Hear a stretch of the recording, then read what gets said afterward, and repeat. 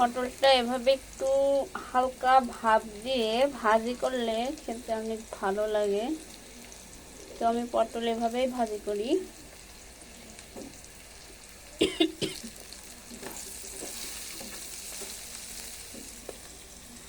পটলটা আমি ভাপ দিয়ে নিছি, সামান্য একটু পানি দিয়ে। আলু আর পটল এখন শুধু এখানে সব দিছি আমি, লবণ, হলুদ। সেদ্ধ করার সময় লবণ আর হলুদ দিছিলাম যাতে পটলটা দেখতে ভালো লাগে। এখন শুধু এটা ঢেকে ঢেকে দিব আর বারবার নেড়ে দেব। পটলটা যখন কালো কালো হয়ে যাবে তখন অনেক খেতে মজা হবে।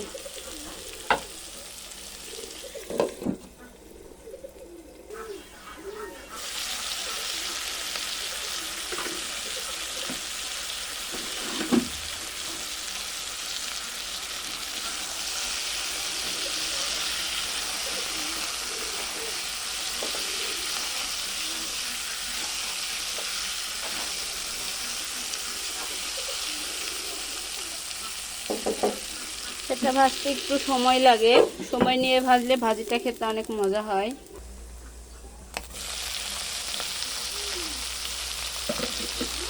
যারা পটল খেতে পছন্দ করেন না তারা এভাবে ট্রাই করে দেখবেন, খেতে ভালো লাগবে।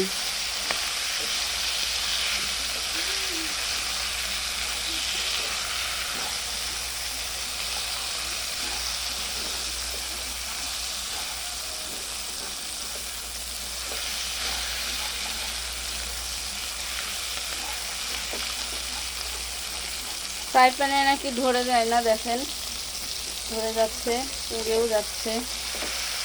অনেক তেল দিচ্ছি তারপরেও।